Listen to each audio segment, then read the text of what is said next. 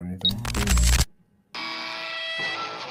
Powered by Fantasyverse.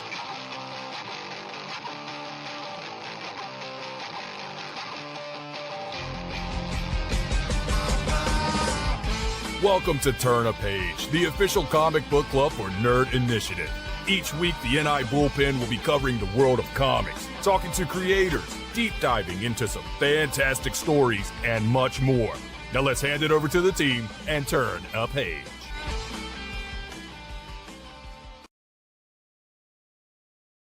What's going on, everyone? It is Tuesday night, 8 p.m. Eastern Standard Time, and you are tuned in for a very special edition of Turn a Page, the official comic book club for Nerd Initiative.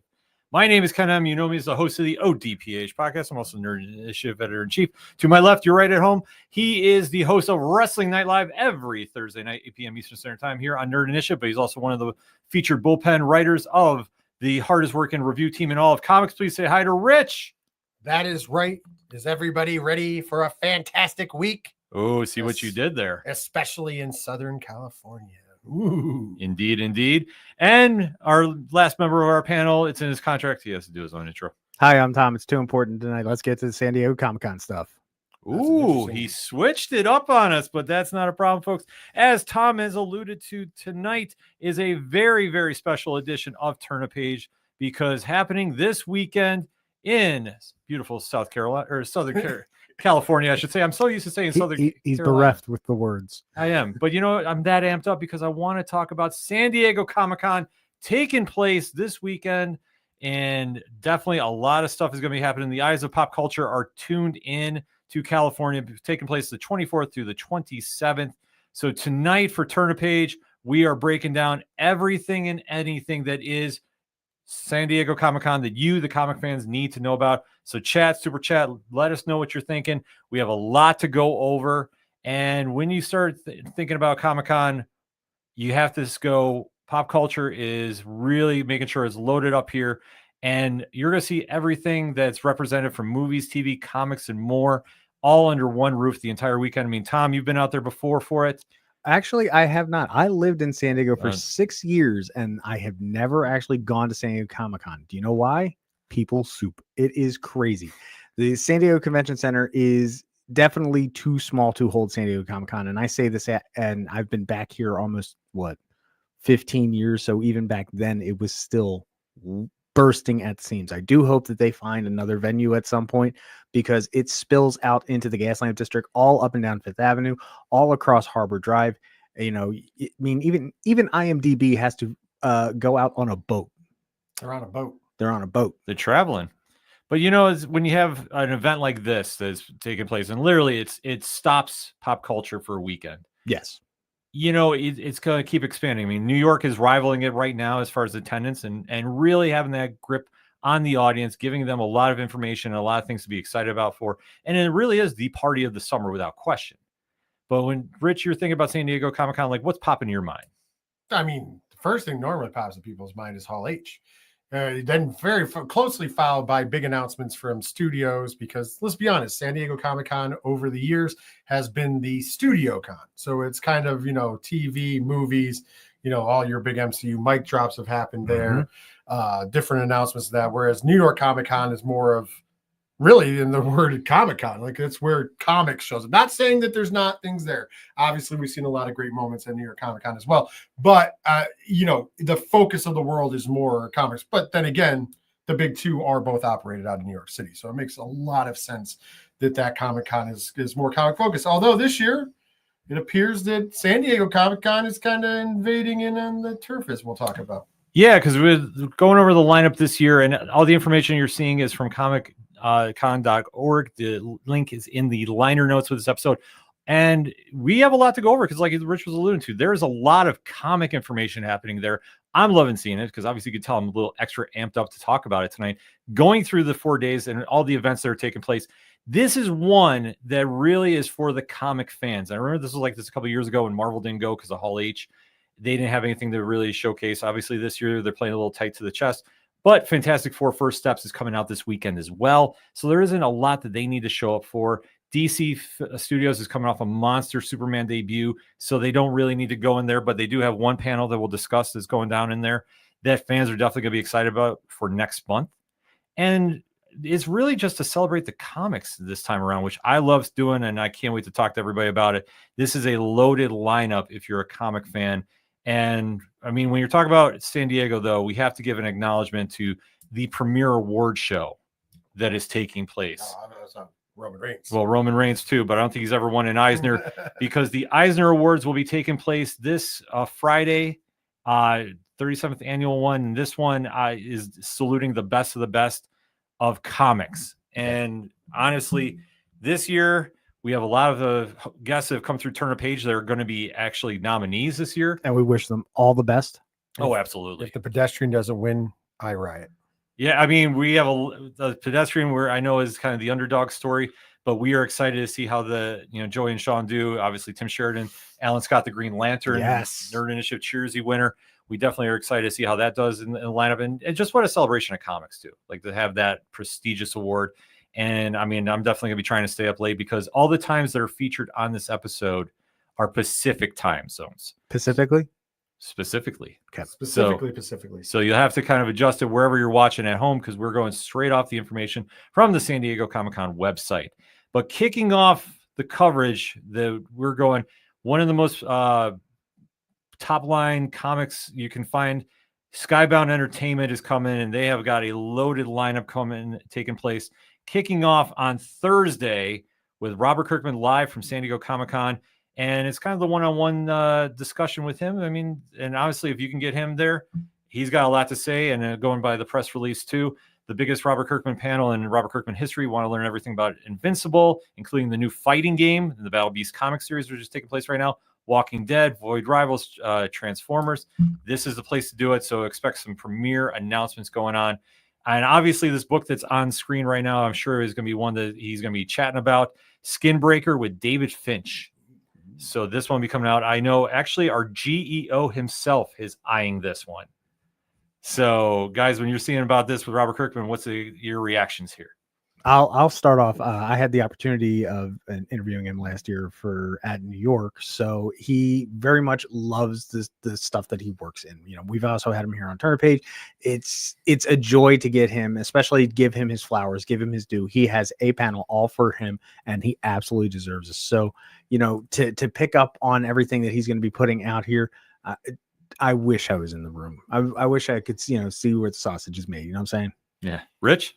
Super entertaining. Any panel I've ever been to with Robert Kirkman is always fun. Not counting just even having him on and being able to interview him was a blast. But we went to this panel, the Energon panel last year, actually the last few years at New York Comic-Con, and it's always a blast. He's a very fun, makes it lively. I think that makes a difference in a panel. So having him doing interviews where he's going to be lively about things, it's not going to be boring. It's going to be very informative, but at the same time, some people, when they shove too much information in, you can get you're not going to have to worry about that with Robert Kirkman. He's going to make plenty of jokes, and it's going to be a lot of fun. So you'll be entertained all the way around, plus great information, plus coming out with yet another big, creator-owned book.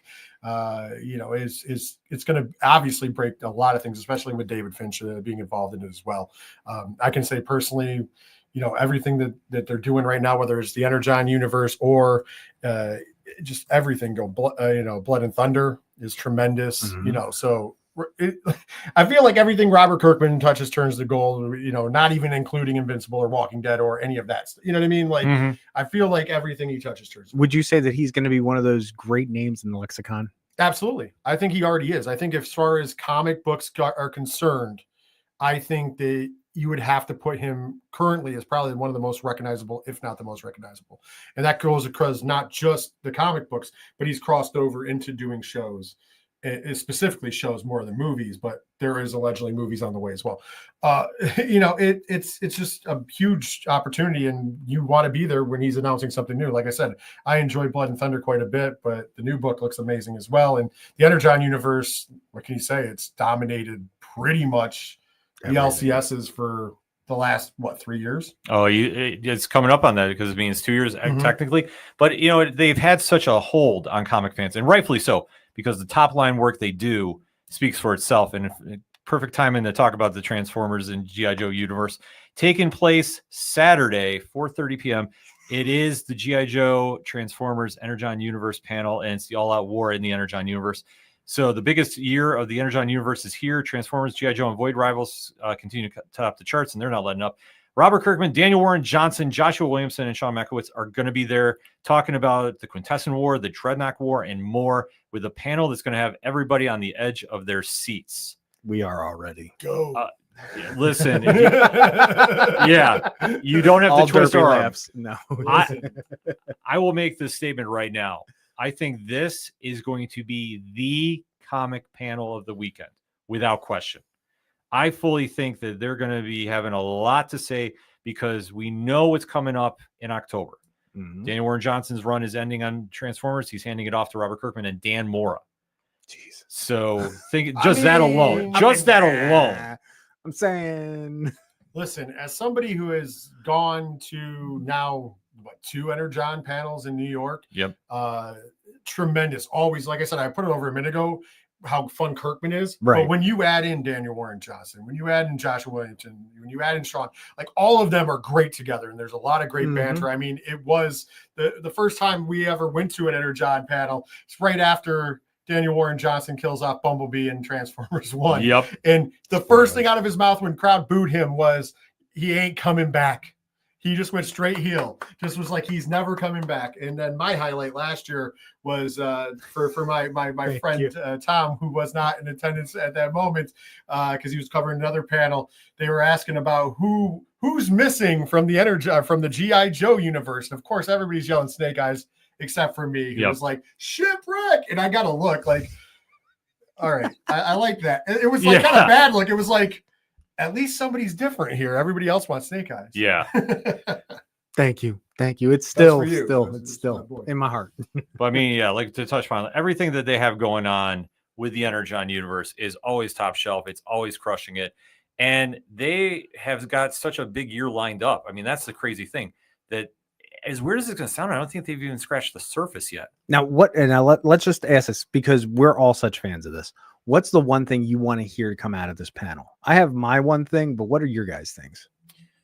Rich, I'll let you start. Oh, gee, that's not put me on hot seat. Shipwreck. Yeah.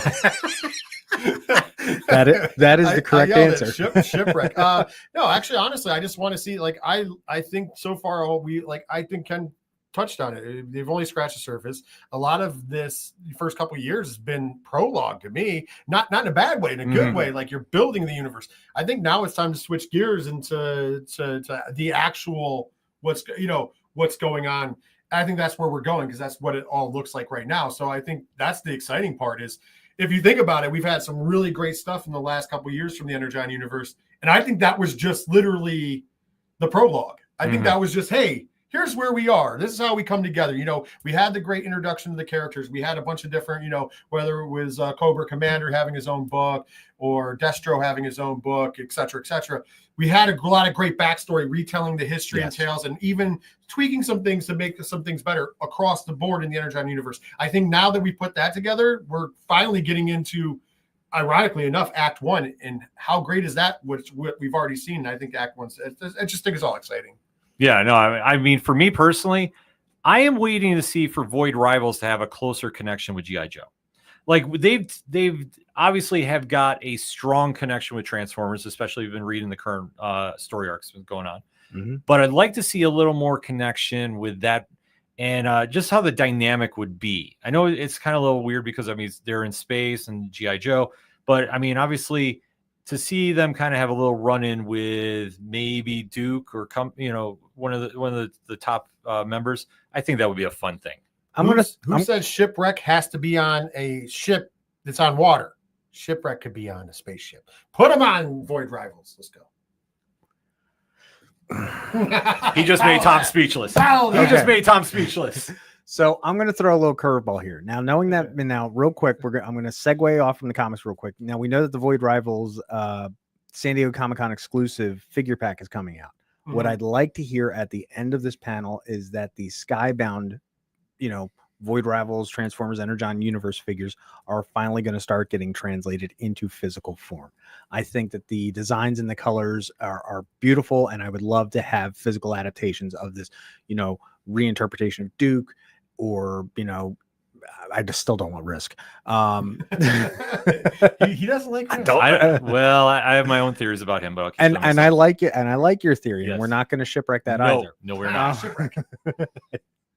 But I would like to hear that Hasbro is finally going to give the green light to add to the classified series and give me the Skybound figures. That's just my opinion, and hopefully we're going to confirm that on Play for Keeps.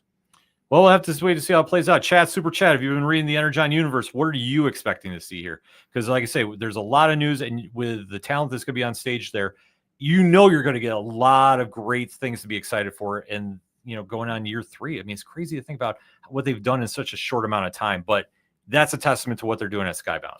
Listen, not to give off subject, but we have room for Kirkman to do the greatest heel move of all time. At New York Comic Con, since he's taking over in October, bring back Bumblebee. No. I was thinking that. It's a great heel move in October. No. Just to stick it to him.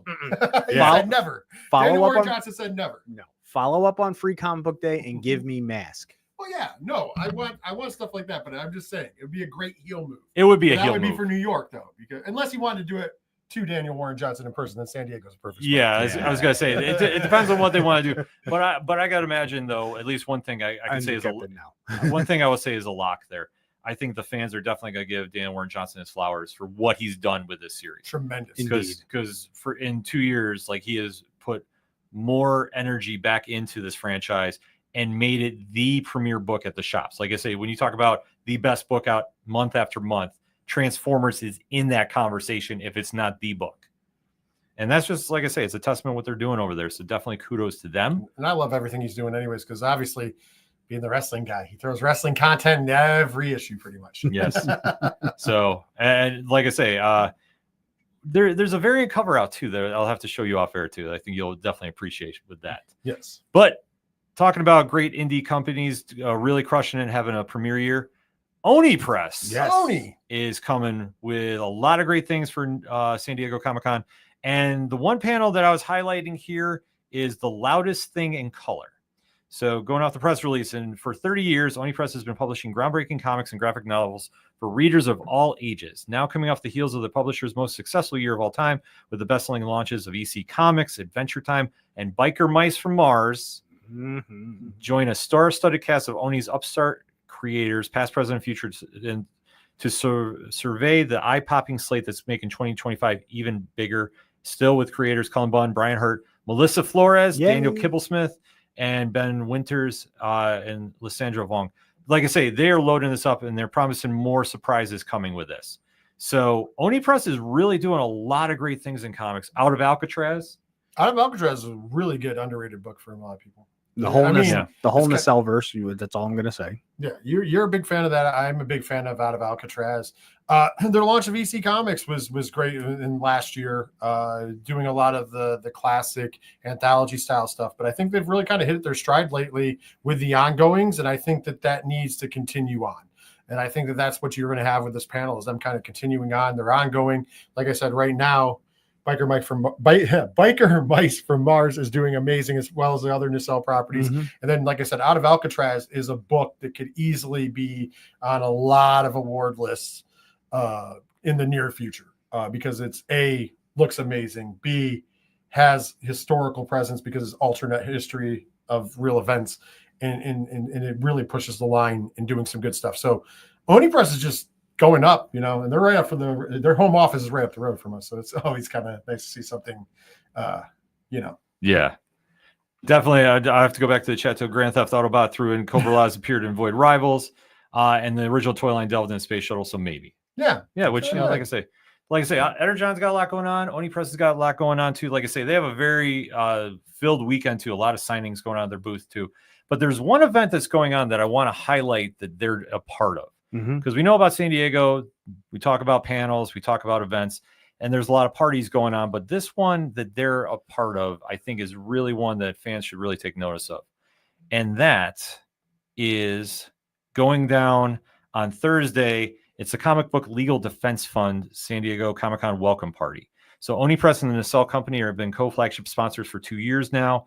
And this is a fundraiser for the Comic Book Legal Defense Fund. Mad Cave Studios, Kickstarter, and Global Comics and Rare Mark are all a part of this. So, Tom, what's your thoughts on this? I want to be there. I got a major case of FOMO just for the party. Let's be honest, man. I mean, it's the fact of, some of my favorite publishers are coming all together and, are doing this. And let me tell you, folks, the parties in San Diego are just massive. I just want to be there. Just someone's, can I start a Kickstarter or GoFundMe, something, Maybe you should do it. I want to be where the comics are. Rich, how about you? I mean, it's a great cause. Yeah. I mean, I think this is tremendous. I think it's great that they're the headlining sponsors. For an indie company to be a headlining sponsor is really cool. Also, shout outs to everybody else there. Of course, our friends over at Mad Cave Studio and everything thrown on there. I mean, it's super important. It is kind of cool to go to a fun party, but at the end of the day, they're fundraising for some really good causes and making artists and creators are getting their fair share. Yeah, like I said, noble cause, especially in these times. Obviously this is a huge deal. So definitely, if you're out there, go support it if you can. And I mean, shout out to Oni Press, Nacelle, and everybody else involved with this. I mean, I think it's a really great cause to celebrate an already party atmosphere. And if we're talking parties at Comic-Con, there's one that always steals the show, and there's a fandom party going down with the All-American Rejects as the headlining act. I wish I could swing right into that one too. Yeah. Tom just wants to go to all the parties. Tom just wants to go everywhere. It's networking. It's not a party. It's networking. Tomato. Sure. But this is gonna be a cool one. If you have the chance to go to it, this is something to do. Fandom always puts on a great show, and the All-American Rejects out there definitely gonna be tearing it up on Thursday night. So, like I say, it's not all fun and games and comics per se, but when you can go celebrate with fellow fans and really have a good time, that's the way to do it. But there's so much great comic stuff that you're going to be walking away getting very familiar with a new universe or new characters, and one that is definitely taking the comic world by storm. One of our favorites here at Nerd Initiative, the world of Minor Threats. Minor Threats? Yes. So taking place on Thursday, 2 p.m., Minor Threats, a roundtable with Patton Oswalt and friends. So come be a barfly on the wall as Minor Threats co-creators Patton Oswalt, Jordan Blum, and others discuss the C-list villains and hench people that populate the world of Minor Threats and get a sneak peek about what's coming. Additional panelists include Heath Corser, Gary Dugan, Sue Lee, Hannah Rose May, Dan Hernandez, J.D. DeMais, and Timmy Haig. So this is going to be one to definitely check out. And up on the screen too, coming is the next installment from the Minor Threats team. You can see The Last Devil Left Alive. That'll be coming out in the fall. And there's a book that's on the right side, Archie versus Minor Threats. So Timmy Haig and Scott Kolbish are on that. And I guess we can unveil the secret. They will be coming on live, turn a page, August 5th. So live? Yep. So they'll be on here live talking about the new book and what's going on in the world of Minor Threats. And honestly, if you have not checked this series out, this is something truly special that I think that at first glance, you're like, I'm not really sure. But once you dive into it, it is phenomenal. Would you say, Rich? Oh, I think it's a lot of fun. It's definitely a different take. I mean, obviously, we've seen bad guys in the front seat before, but you've never seen them like this. A lot of fun, great creative team. Not afraid to push some boundaries, not afraid to push. If you're not reading Minor Threats or you haven't given a chance to any of it, I think you're missing out. So it would be a great time to jump in, check out some of the stuff, because like I said, it's one of the most fun books on the shelf by far. Yeah. Tom? Again, I've only had the opportunity to do Barfly, but to see you guys, standing from the outside, how much the Bullpen as a whole go completely, shit eater for this. I can't tell you enough that I highly recommend that you jump on this now. God knows I have a backlog, and trust me, this is in it. Yeah, this is one that I know Lauren from our team, shout out to Lauren, champions more than anybody. And the minute she saw about new books coming out, she was excited. And if you've ever picked them up, like I say, every series they've done has been a big hit. That you get something really different on the concept of C-list villains and all that kind of crazy world stuff that they're doing. But especially doing any kind of world building, it's always a tough challenge going uphill. But they have such a vast array of creators jumping in this universe. It's truly something special. And like I say, even the Archie versus Minor Threats, you'd say is kind of weird on paper. but I fully suspect that's gonna be a big smash. I think that just proves that they've made it. Because I mean, Archie crosses over with everybody that's made it. It's pop culture. I feel like is it the Weird Al of comic books? Well, Archie, yeah, a little bit. I mean, you get your stamp on it. And any major IP Archie has done. So I mean, Minor Threats to getting this opportunity just goes to show that there's actually enough groundswell for it. I would say that it's that, like I said, it's definitely a book that for somebody like me who champions the indie books and like things that are different that aren't exactly like a carbon copy or the same as what we're used to. Minor Threats is that kind of book. If you're looking for something different, I'm not crapping on the hero books or anything, but like if you're looking for something different, you're going to get something different. Read responsibly though. Yes. It might not be for the kids, but it's a tremendous book. That's a very good. Yeah, good I want to throw that out there. Do not say that I told you. It's not like Wu-Tang. Wu-Tang's for the kids. Minor Threats. Minor Threats is not for the adult audience. Yes, this is very true. Now, if also talking about other things, how things are different. Stepping into the future, we've got another panel coming up with Neon Ichibon, if I'm correct. Yes, let's talk about that, Tom. So Neon Ichibon, the future of digital comics and manga. That's going to be taking place at 3:00, I believe, also on Thursday, if I'm correct. Yes. So that's going to be Discover Neon Ichibon, and new all-in-one digital comics and manga hub from Comicsology with vets David Steinberg and Chip Mosier, launching with a stellar lineup of publishers, including Dark Horse, DC, Distillery, Kodansha, Marvel, Oni Press, Vault, and more to be announced. Neon Ichibon fans read, buy, and sell and collect digital comics like never before. This panel is going to offer a first look into key features, including same-day releases, which I think is fantastic, limited digital collectibles, resellable digital comics, and Neon Ichibon's exclusive Remarks technology, where creators can sign and sketch on your digital comics. Like this is the next step in digital comics, and I'm looking forward to seeing how this is going to affect the market. I'll start. I'll jump in because I know you're doing some. Listen, this is amazing. We've all been fans of digital comics. I mean, we've been on Comicsology for a while. I know most of us are members of Marvel and DC's digitals. And some of the complaints that I think all of us have had is some of the releases. Like, you don't always get same-day releases. You don't always get some bonuses and additives that you would get buying the book, which, granted, that's a reason to go collect. I'm a collector. I love collecting books. But I love reading digital copies because then that means I never have to open my book. Yes. It sounds weird to say. That's the kind of collector I am. If I can have the book and I can have it pristine and I can have it on in my area, or if I'm displaying or whatever, I prefer that. So if I can read the book digitally, that is something that I've often wanted to champion. And we were like, well, why can't we do it this way? Yeah. And I know that for a while DC and Marvel tried the QR code in the book and you could get it on the digital at the same time, but then you still had to open the book. Yeah. So that was kind of weird to me, but I get it. You can't always put it on outside because somebody just steal it, right? Right. But at the end of the day, I feel like they're going to go for that philosophy that if we expand the world, more people will join. And I argue this to the point of, showing some age here in this room. Netflix. When Netflix came along, it was around the Wild West times where people were stealing things on the internet. Somebody goes, who is going to pay for a streaming service when I can just pirate it?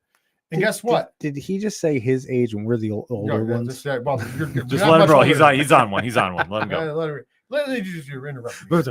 So anyways, I think this is what's going to happen in comics. Not that people are stealing comics, but in this way, it might get more digital readers because now there's an incentive. Now you can get certain collector's editions. You can even resellable comics is also a thing. It gives a way to possibly, for people who can't necessarily afford new comics, you would be able to buy them off of a user because obviously you're not going to sell them for new comic price if you're getting rid of it in your digital locker, right? So it opens it up, and it also opens it up for sharing because when I see resellable also, it says, hey, I might have bought a comic that I want Ken to read. Why? And he might not want to buy it. I can just send it to him, and we don't have to share names or anything like that. And I think those things like open up the world of a lot of different stuff. So I think this is a big win. I'd like to see where they go. I can't wait to see where they go in the future, but this announcement, I think this is a game changer for comic books. Oh, completely. I think that this is going to be one that is going to be the talk of the show. I think how we're getting comics these days too. I mean, obviously everyone loves going to the comic shops, but the digital market is there too. So I think if you can find something that makes that easier too, it's all about getting the product in your hands one way or another. But I mean, to see what Neon Ichibon's talking about, this is some truly groundbreaking stuff. I don't want to say the word game changing, but I mean, this is going to be some really innovative stuff. Yeah, what they said. Yeah. Although the one thing that I'm kind of curious about how it works is like, I get the sketch, Right. but the signing, like that's kind of weird to me to have a digital signed copy. I mean, that's just from my perspective, but I don't know. We'll see how it plays out. The sketch I get, because that's still an original sketch. Mm-hmm. So whether it's digital or on paper, it's still original. Whereas the signing, it's like, how do you judge? I'm not saying that I judge value, because a lot of the signatures I have on bookers are personally for me. It's not to make something more valuable. Right. But there are people who do add them for value worth. How do you put value on that in a resale? Because if you're able to resell it and it's like, well, mine's signed, like I just don't. There's some of the questions that I need to be ironed out, but that's still intriguing. But that's the beauty of this panel that we're going to find out a little bit, and then we'll just have to do some follow-up questions to see after the presentation comes out. But this is going to be one I think everybody should really keep their eyes on. If you can make it down to it, absolutely do it. Oh yeah, agreed, 110%. And then if we're talking Neon Ichibon, we got to be talking distillery. Oh. And distillery has definitely got a few panels going on, but Rich has one that he has definitely got his eyes on. I got a bunch of them that I'm going to get eyes on. As the person who has the privilege of doing most distillery coverage here at Nerd Initiative, actually I do all the distillery coverage. I am always excited to see what they're doing. So Friday, the 25th at 11 a.m. Pacific time, get yourselves to room 23 ABC. That's a wild name. As the editor, the distillery editor-in-chief, in my spirit animal, and one of my favorite people of all time, Will Dennis, will be hosting a panel that will feature Jock, and I am going to butcher the name. I am sorry, Pornsack Pikachu. I hope I didn't do it too bad, because I do love their work. So reading off of the release, we would not be here at this convention without one person tirelessly working to ensure creators are supported. That's right, Will Dennis. Deadlines are met, typos obliterated. The editor stands at the nexus of the comic pipeline, straddling the creativity and the logistical to guide every script, Bristol board, and lettering file into glorious whole. This panel dives into how the best editors and creators harmonize to create epic stories that will be read for decades, while they taking weeks to produce. This is actually the unsung hero. Let's be honest. Editors are unsung heroes. Part of the reason I think Will Dennis is one of my favorites is he's got a gigantic personality on top of being a great editor. And I feel like there's a lot of people who might not know who he is, even though he's edited some of the biggest books in comic book history. He's worked for literally everybody. He's worked with every major creator across the board. And I think it's kind of cool that they're going to shine a spotlight on that editor role, because I think that, no offense, because we have our own editor-in-chief here, it's a role that gets a lot of thanklessness. A lot of us take it for granted. I always make the joke that I self-edit a lot of my stuff. So I think that it's like unlucky and lucky at the same point in juncture. But it is a thankless job when you do have to edit, because I edit quite a other bit of stuff here as well. I can only imagine when there's literally thousands of books on the line, and you're responsible for proofreading and making sure everything goes through at any given time for 10, 11, 12, 20 projects, whatever it is, because they're not just doing one book at a time. And the fact that they have to go through and proofread and look at the art, look at the design, like it's like a lost thing. And like I said, Will Dennis, let alone the fact that I promise you, if you want to have an experience at a panel, and I'm all about fun at panels, he is the guy you have to see live. He's amazing live. He is awesome. It's going to be the most fun panel you've ever seen. Even talking about as stressful of a job as he has, I guarantee he's going to have a lot of fun there. And you're going to learn a lot of stuff. And then you have Pornsack and Jock there, and both of them are tremendous creators. Currently, I'm telling you, I just... obviously recency bias. I just reviewed the latest issue of Exquisite Corpses, and Pornsack is the creator on that book for that issue. So it's kind of like fresh in my head, and now he's going to be sitting there with Will Dennis talking about all the great stuff going down. And listen, if you have an opportunity to go see that one, go see that one. Also, if you have an opportunity on Sunday to go see Will Dennis's on Sunday, make sure It's at noon. It's called the Jock Live Draw. Jock will be drawing live while Will Dennis commentates. If you can videotape that, if it's allowed, and send that, just not for sharing, just personally to me and or Ken, we would super appreciate it. Or if you're somebody who is with San Diego Comic-Con, please make sure that's one that goes up, because I guarantee that will be the highlight of the weekend as far as entertainment value for me.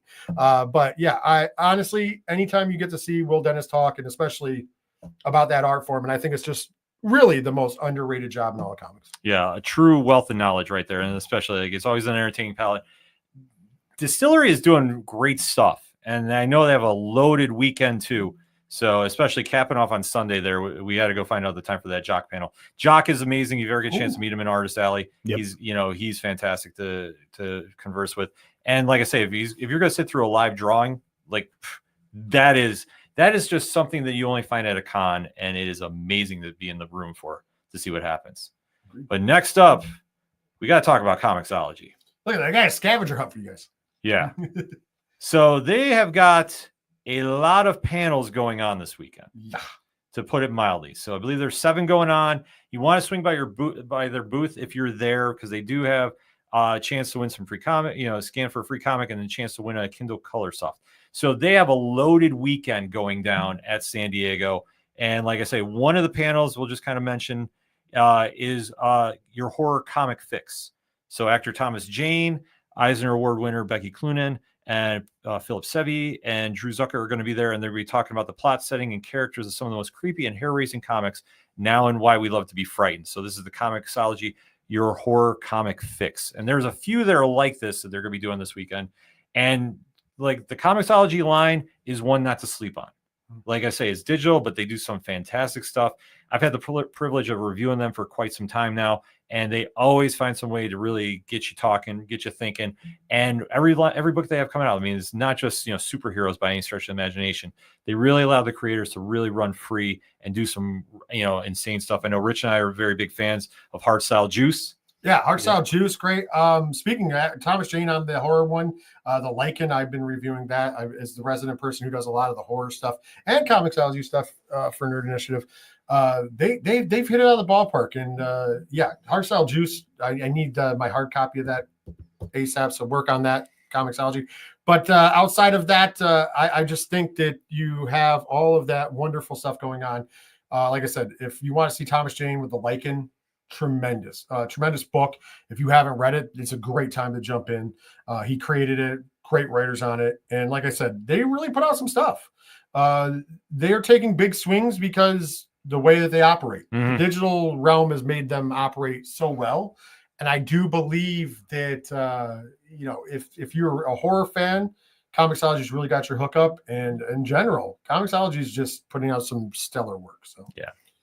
Another company doing some stellar work, Tom, I know you're a big fan of. Yes, that's right. The Dynamite Entertainment looks ahead to the next 20 years. Now, we're switching over still on Saturday, but Dynamite is going to have something going on in room 29AB. Dynamite's longtime top editor, Joe Rybant, moderates this panel, joined by founder, CEO, publisher Nick Barucci. Some of the company's biggest and most cherished creators throughout the years joined to discuss past classics, current projects, and tease what's around the corner. Names confirmed for the panel include David Avalone, who's done Elvira and Betty Page, Amanda Connor, who's done Harley Quinn and Elvira, Invincible, Red Sonja. Jimmy Palmiotti, who's done Blue Falcon and Dynamite, Harley Quinn and Elvira as well. Blake Northcott, who's done Barbarello. Our good personal friend here on Nerd Initiative, David Pepos, who's done Space Ghost and Captain Planet. Team Seeley, who we've also had on here for Red Sonja versus the Army of Darkness. And Uncle Tom Sinigowski, all right, from Vampirella. And of course, currently I'm reviewing the Herculoids, and other surprise guests may join. I mean, you talk about everything Dynamite's been doing. I know, Rich, you're a monster fan of their lineup. Dynamite Comics or Entertainment, but comics in particular is probably, I think, is one of the comic book companies that delivers. It's blowing up. It's like, if you are looking for something great, Space Ghost is, I know you said for Transformers earlier, taking nothing away from Transformers, Space Ghost is the best comic on the shelf. I will argue that point. If you're not reading it, you should be. And David Pepose has done an amazing job. Captain Planet is also phenomenal. But outside of that, like Dynamite just brings so much different stuff to the table. Once again, I guess I have a bias because I'm always looking for something different, and like I do a lot of indie books, so my bias is that difference. And there's something for everybody at Dynamite, whether it's Herculoids, Disney. whether it's, don't forget they do a lot of Disney too. But I say whether it's Herculoids, whether it's Space Ghost, whether it's Barbarella, which is a fantastic book as well that I've had the privilege of reviewing as well. So like it's always some good stuff. You should check them out. This panel should be amazing as well, and obviously they're teasing, announcing some stuff and announcing some people. So I think Dynamite's just getting bigger and bigger, and we didn't even touch on like their whole lineup because outside of that, I'm a big Thundercats fan and everything else, and they're crushing it. I mean, Tom, you want to talk about their Disney stuff? I mean, they're doing such a great job. They've got these great Disney villains books. So if you really want to get into your Disney villains, Zootopia, I'll be honest, I was like, oh yay, Zootopia, fun. I love Judy Hopps. Their stories are so much fun, and they take good twists, and I enjoy it. On top of it, they're also putting out Silverhawks, correct? Yep. Yes. And I mean, Dynamite has been doing such a great thing. Like Rich said, they have been absorbing all these great IPs into their publishing, and it really is something for everyone. And that's the best thing I can say about them. No, completely. I mean, they've been having a stellar year, and I know they're back with a lot of books coming out. I mean, we can even kind of bury the lead, because tomorrow, obviously, New Comic Book Day, and Space Ghost Annual #1 is going to be the lead review of at least 35 on the site. So definitely something to keep in mind. And just because, is a testament about what they're doing. David Pepose is absolutely crushing it. Every single book he's on, he's absolutely tearing it up. And we know he does some work, as I said, at Dynamite, but he also is known to be working with the next company we're going to be talking about, and that's Mad Cave Studios. Oh, yeah. Now, they're kind of having a little different setup this year because they have got a lot featuring their Maverick line, their Nakamura Press manga line, and their Paper Cuts line. So a lot of the panels are going to be kind of covering all bases here, but they're like literally they have something for everybody. Yes. When it comes to what they're presenting in San Diego. A lot of great signings at their booth too. As you can see, the booth is on the screen. But the one that really kind of stuck out to me was the manga panel. So Manga Without Borders, the global evolution. So explore manga's worldwide rise with Nakamura president creator Mario B. Long, Fonlo, Viz Media, Morgan Perry Square, Enix, Josh Shippey from Harper's College, and more. So this is going to be one, like I say, they just started out with the Nakamura Press not too long ago. And this is going to be one line that you definitely want to keep your eye out for. And then literally everything Mad Cave is doing. Like we talk about, an indie that's really on the rise. Like they have been putting out some very quality books on all of their lines too. Oh, absolutely. I enjoyed. You could say they're getting real speedy very soon as well. Yeah, Speed Racer, and especially with doing a Gotcha Man. Gotcha Man. Yeah. Are they coming through at the at Mach 5? No, they're definitely coming in at Mach 5. Listen, I always enjoy Mad Cave. We've had the pleasure of meeting them and doing a lot of work for them as far as reviewing. Always very awesome, humble people. As far as like a company, and I think that makes the difference, and that shows the care that they take. Not only do they have a care about their presentation in the people who are reviewing their books, but also for the fans. They listen. They see what fans want and they kind of put it out there. They're not afraid to take big swings. I think that endears me to any company. We were just talking about Dynamite, same difference. They're not afraid to say, hey, let me go out there and get an IP like a Speed Racer and we can throw it out there, but also let me do original storytelling. Endless Night. Yeah, Endless Night. Let me do original things where we might be pushing the borders this way and that way. In one breath, we can do kids books or manga friendly stuff. And then in the other corner, we can do completely adult books. And it's kind of awesome to see a publisher that just goes out there, grits some great creators, amazing creators, and lets them run wild, whether it's, like I say, IP stuff or original stuff. And I think if you want to be a part of some stuff, check out their panels for sure. Especially, I'm interested. I'm not a big manga guy, but I'll tell you what they're doing with the new press it looks good. It's good stuff, and maybe bringing it to a bigger audience in the U.S. than it already has. Yeah. Now, I was fortunate enough last New York to actually be at their Mad Cave Saturday Morning Cartoons panel with everything going on. And it was just pure fun. It really was. I mean, now, again, I'm a little biased because, I usually do all the cartoon stuff, let's be honest here, for Nerd Initiative, and that's perfectly fine. Okay. But the fact that they started off the panel, I don't know if I told you guys this, with they just kept playing the theme songs over and over. And they said, anybody wants to sing along, go right on ahead. Oh boy. So, when like Defenders of the Earth, which we've also done here and had the interviews on Nerd Initiative, the fact that, when you hear with our 4 young heroes pouring their worth for become 8 defending, and there's like one guy yelling it at the top of his lungs in the panel. Yeah, it was me.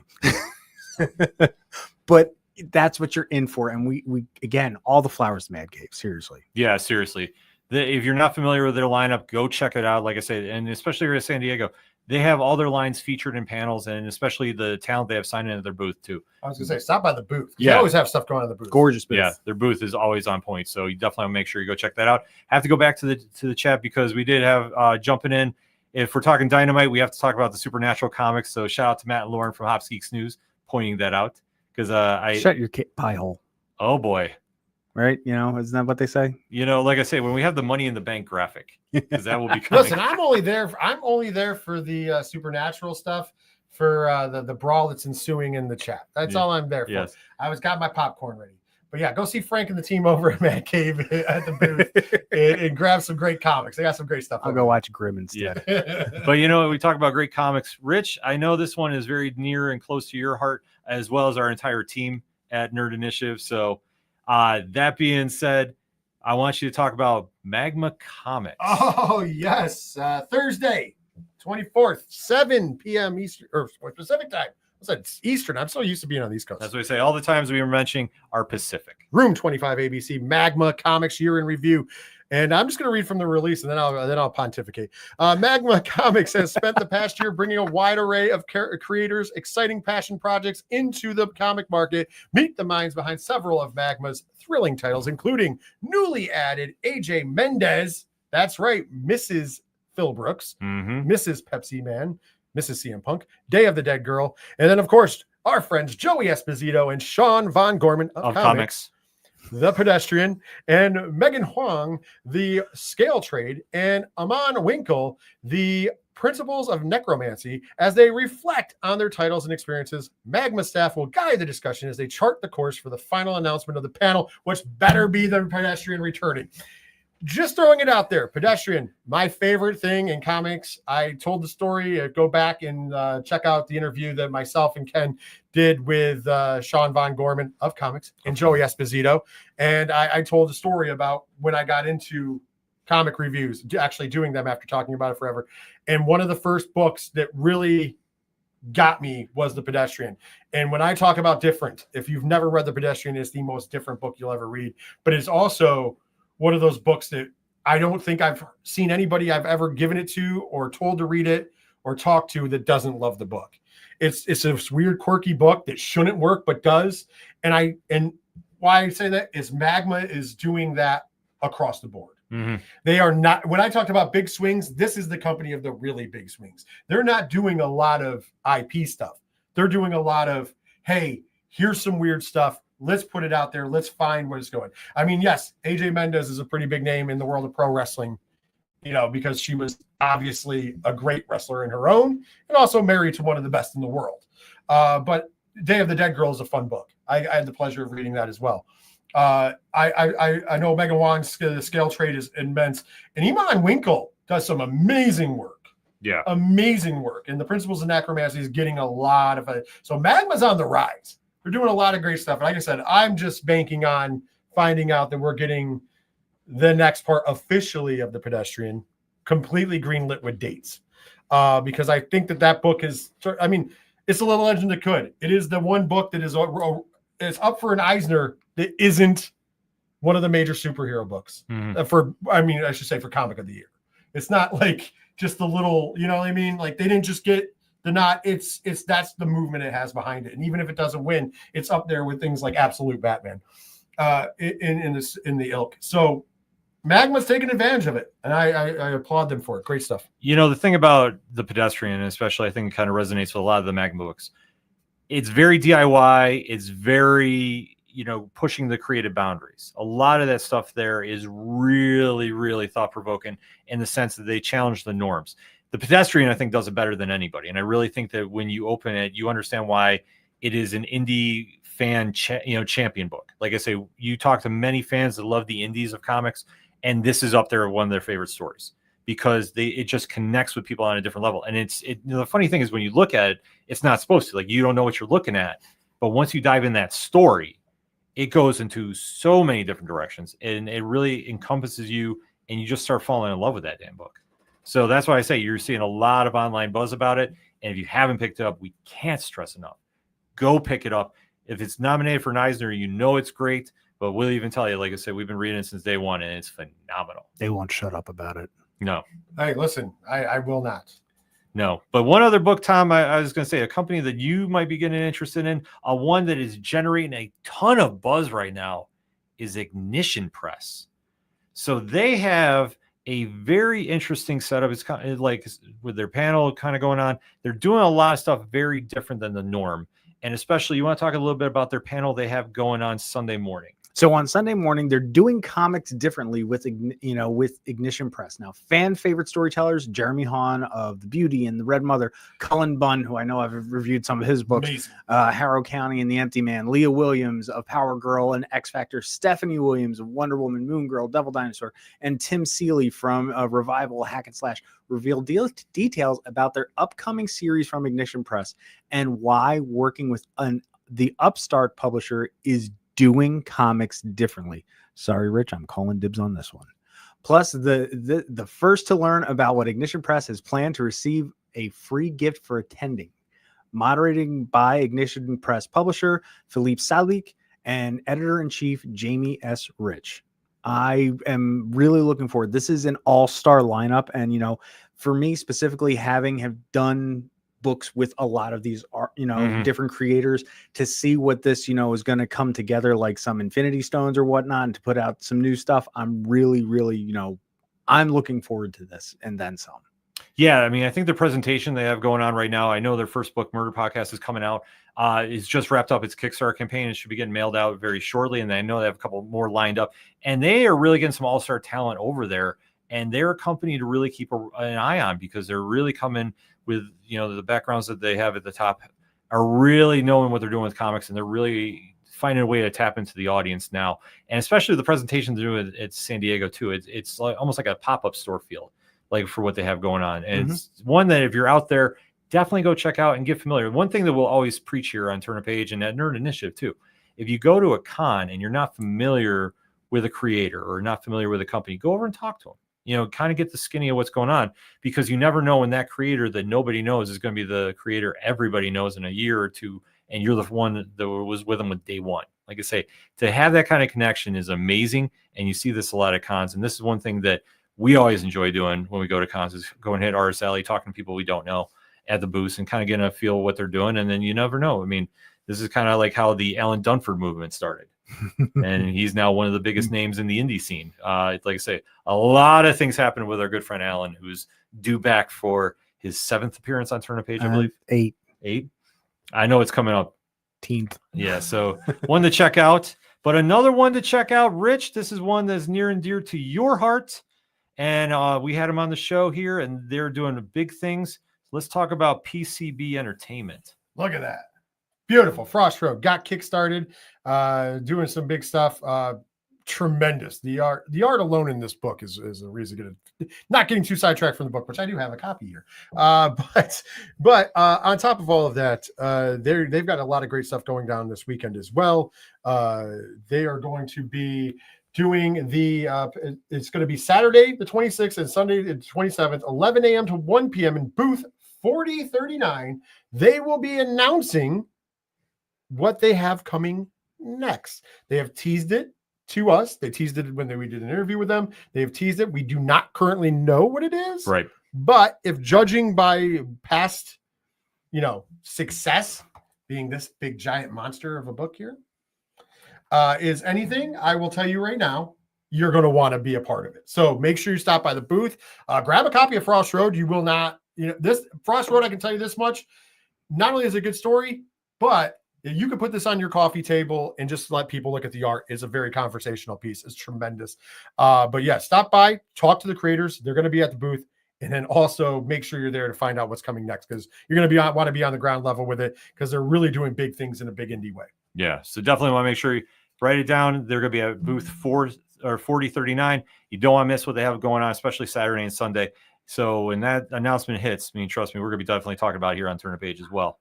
Another one of our favorite companies is Titan Comics. Titan. Yes. So if you are very familiar with Conan the Barbarian and what they're doing over there, they have got some great things going on. So warning, Crom does not care about you, but we do. That's why this year's official Conan the Barbarian panel will be exploding with new exclusive reveals and free giveaways, exploring this year's unmissable comic event, Scourge of the Serpent. So this has got a lot of great things going on. Writer Jim Zub, Dan Panosian is going to be there. Dan does amazing. He's the one that's on the cover right there. Ed Butera and Conan YouTube director Sean Curley will be there for a Conan pack discussion, reveals, and special announcements. So definitely, if you're familiar with Conan, you definitely want to check him out. I know our guy Joey from the Soul Wizard podcast is a major Conan fan and has been covering him. And Titan is doing a lot of great books too. Mm-hmm. Oh yeah. I just did one for them last week, didn't I? Yep, I was going to say Rebel Moon. Yep. Rebel Moon. Yep. So with Gail Simone writing too. So like I say, they have got some great stuff lined up. And when we're talking about great stuff, one publisher has really got a lot going on in the comic shops, but at San Diego Comic-Con especially, and that's our good friends over at IDW Publishing. So kicking off their schedule, Rich, you want to talk about this? Sure. I thankfully, like this, the IDW has been one of the things that I've gotten to the pleasure of doing a lot of work for, and I cannot wait for a lot of this stuff. And I've gotten, fortunately enough, to read a lot of it already.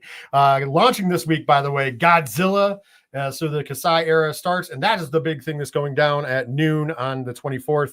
IDW's massive new Godzilla universe has arrived, moderated by Aaron Gregory from Toho Studios, and featuring celebrated creators Tim Seeley, Oliver Ono, Ethan Parker, Griffin Sheridan, and Jake Williams, who is the editor for the books. This panel will be full of kaiju-sized surprises as fans feast their eyes on new art, plot twists, and much more. Don't miss out on the biggest new shared universe in comics. They're not joking about that at all.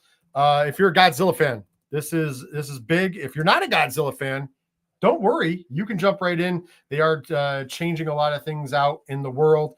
I've had the privilege to not only, obviously this week, we will be having Godzilla #1 comes out this week, but I did have the privilege of having that early, as well as the other book that is coming out from the Dead Zone. It's a tremendous universe, and they've got so much more to launch. I can't wait to hear more news from the universe, and I can't wait for people to actually get their hands on the copies and be able to read it. I think you're going to be pleasantly surprised with what IDW is doing with Godzilla and Toho. Yeah, Tom, I know you're a pretty big Godzilla fan yourself. Yeah, trust me, this is not one you want to sleep on. You really want to get on this as soon as possible. And especially, with comics, and when it comes to legacy series like this is one, like I said, you can jump right into. If you're not familiar with Godzilla and the whole lore, this is a great jumping on point. So highly recommend it. And we love IDW. I mean, I've been doing other books for them too. Mm-hmm. I mean, not necessarily in what we're covering here, but trust me, they're doing the work out there and we appreciate it. They have a great TMNT panel going on too, a great Star Trek one going on. But there's another one that, Tom, I know you're kind of familiar with a little bit. So let's talk about what they have going on with Beneath the Covers. Beneath the Covers, the sinister world of IDW Dark. Horror fans, this panel is for you. Cosmic terror in Event Horizon and mind-bending tales in the Twilight Zone is just a taste of nightmares that IDW Dark has to offer. Moderated by my buddy Joseph Deckelmeyer, Twisted creators Patrick Horvath, Casey Gilly, Rodney Barnes, Hannah Rose May, and Heather Antos. Unleash exclusive reveals and announcements beneath the trees where nobody sees. Sleepy Hollow, 30 Days of Night, and more sinister stories that will send a shiver down your spine. That was good. Well played. Well played. Thank you. I'll be here all week. Yeah. So like I say, this one, IDW Dark, is a line from them that is really starting to take off. Beneath the Trees Where Nobody Sees is doing amazing. And that is the variant cover up there too. Yeah, the one to the right on your screen. Yeah. So they're doing some very cool stuff there. Like I said, they're poised to have a really strong 2025 remainder of the year with the Godzilla lines, and obviously everything they're doing with the Dark line too. And especially the TMNT line has been crushing. I know they announced today on socials that there's going to be a changing of the guard after issue 12, but still they got a lot of great projects coming out. So you definitely want to make sure you're familiar with everything they have going on. And big shout out to our friend Tim Sheridan, who's been killing it on Lower Decks. Yeah. I mean, just massively. Well, I was gonna say, like, especially like the Dark line, everything. I've gotten, thankfully, the pleasure of doing a lot of IDW books. I just mentioned Godzilla. I've also done Beneath the Trees Nobody Sees, as far as reviewing them, and then also the TMNT book. And some of the best stuff you're going to find out there. And I'm really excited as a horror fan for the rest that's coming out from IDW Dark. I call dibs on a lot of the books. I'm a big fan of Rodney Barnes as well. So it's kind of like one of those things where you can't get enough of it, and they're just putting out more. We knew the announcement. The announcement happened a little while ago. I think the first inklings of it was, what, a year and a half ago for the Dark line, and then they finally launched on New Comic Book Day. That was the official like launch of it. They did put out, if you didn't get the New Comic Book Day teaser for the IDW Dark line, or free comic book. It was free comic book. That's a new. I'm sorry. I'm so used to plugging New Comic Book Day tomorrow. Sorry. Yeah. All right. I got 50 things, but free comic book day. There was a teaser for the IDW Dark line, so that officially launched it with the first technical official title being the Beneath the Trees Nobody Sees, Rite of Springs. So it is one of those. It's one of those things that you want to get a hold of, especially if you're a horror fan. But IDW is crushing it across the board. Crushing it across the board. You want to talk about something crushing it across the board? Masked Republic and Headlock Comics. And if you have the chance to go pick up their stuff, you absolutely do. But they have a absolutely amazing panel and booth lined up for San Diego. Rich, you want to talk about this a little bit? Of course I want to talk about this. Our good friends over there, literally. Masked Republic co-headlines the Headlock and Masked Republic Taking Wrestling Beyond the Ring panel on Thursday, July 24th from 5:30 to 6:30 p.m. in room 10 of the main convention center. The panel's description reads, for the last decade and a half, Headlock Comics and Masked Republic have been the driving forces behind bringing pro wrestling and lucha libre into comics. Host and also friend Denise Salcedo from Busted Open and Instinct Culture leads a discussion with Headlock creator Michael Kingston, Tales from the Road WWE, Masked Republic COO, executive producer, and our friend Kevin Kleinrock, the Luchaverse Wrestling Society X, the legendary luchador Vampiro from WCW and Lucha Underground. Of course, if you have not been reading one of the best books on there, Vampiro, the Rockabilly is amazing stuff. And champion around the globe, Dragon Lee from WWE and also from CMLL, and Dragon Lee and the Monster of Salty River, which Kevin Garcia is writing, as they discuss what makes the stories told in wrestling rings so adaptable to the other forms of media and announce their slate of upcoming projects. I also want to say, before we dive into talking about those projects, well, this is a booth you need to stop by. Yes. They have original prints. They have original comics and obviously everything there, alternative covers out the wazoo if we'll go. And also Vampiro will be at the table most days. Dragon Lee will be at the table on a few of the days. Danhausen will be at a table for a while. So there's a lot of wrestling celebrities and stars who have been in the comic books or they are going to be hint doing work with that will be at the booth all week. So, and with some really cool prints. We got to see some of the prints already. Oh my God. I know when they were there for New York, there was that cool Danhausen Takes Manhattan print. They've got some ones that are equal to that. So if you don't believe me, look up that one and trust me.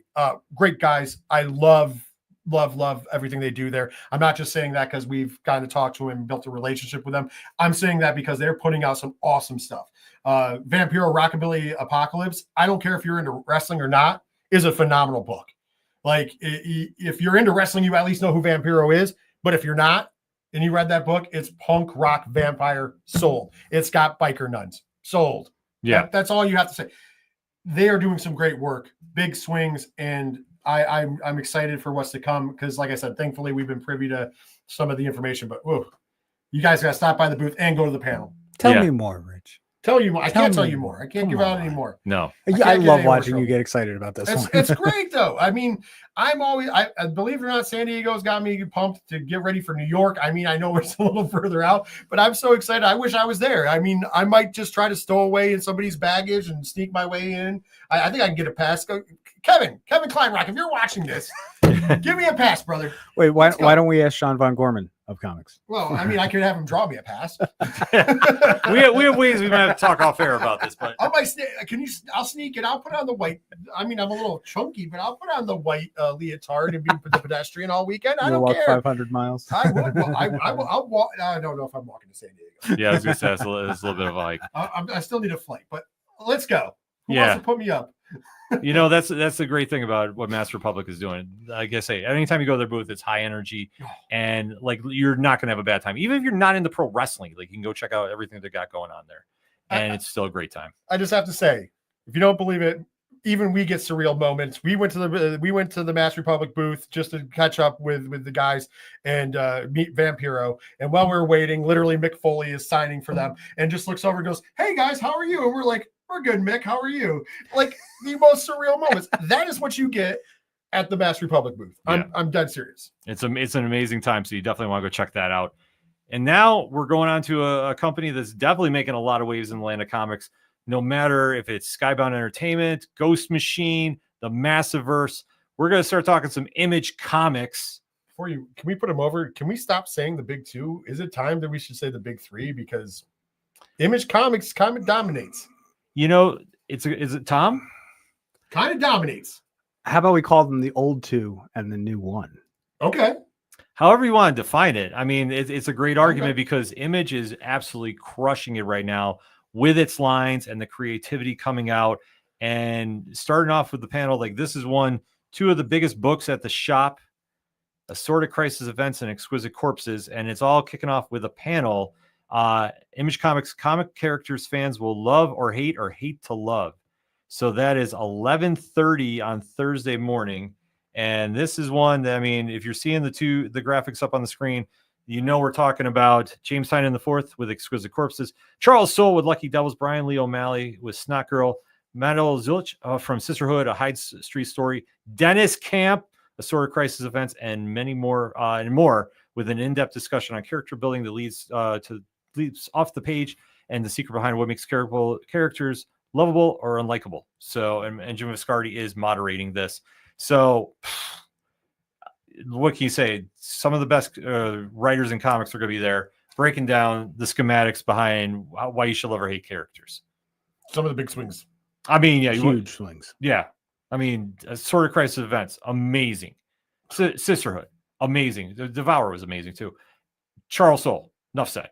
Like James Tynion, enough said. Like, I don't know. I mean, I could try shilling this more, but I'm going to be honest with you that I don't feel I need to. You don't have Ken's speechless. I mean, but he's not wrong though. You see the lineup, and that just sells this panel. And on top of that, you're talking about some really amazing books right now. If you're not reading them from across Image, because obviously Exquisite Corpses, Tiny Onion / Image, Sisterhood from the Hyde Street Stories is a Ghost Machine book, and then you have Assorted Crisis Events and Lucky Devils are both technically just Image titles, but it's such.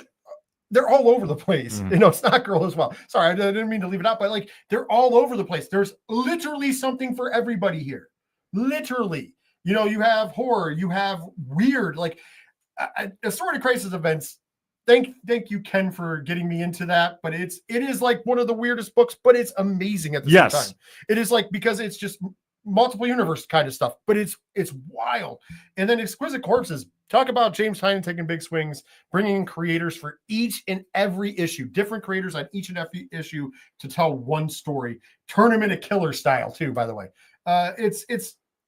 Listen, if you're not reading those books and more from Image, which includes Tiny Onion, Ghost Machine, Skybound. I don't know. That's why I said big three or the old two and the new one. Either way, you look at that lineup, we're excited. I apologize for messing up Adam's name. Like I say, honestly, this is a panel you need to get to and really get a true insight about what's going on with comics. And like we say, with Image, synonymous with some of the best lines in comics, Skybound, Ghost Machine, but one that's near and dear to our hearts. Tom, let's talk some Massiverse, shall we? Let's talk about it. It's going to be huge. It's going to be massive on Friday at high noon. That's right, in room 25, AEBC. Join Massiverse superstars Kyle Higgins, Brian Buccellato, Nick Cotton, Ryan Parrott, and some other surprise guests as the crew unveils new and exciting developments and announcements in store for the Massiverse this year and next, moderator by Ryan Sidoti. I'm sorry. I normally don't break for that. That was epic. Kudos. Well Yes. played, sir. Look, Well Ryan and I played. have a very good rapport. So I'm well aware, but I'm just saying, well played, sir. That was good. That Thank you, made me laugh. I broke too. But yeah, I mean, it's the Massiverse. And first and foremost, thank you, Ken, for getting me into it. No, you like I say, you're welcome. Like I will sit there on the high heavens and scream about this universe. I think it's comics' most exciting line. I think the progressive way that they portray superheroes in this universe, Yes. which we talk about Rogue Sun, we talk about Radiant Black, we talk about the Dead Lucky, we talk about Inferno Girl Red, and No One, and like the stuff that they are doing over at this line is truly game breaking.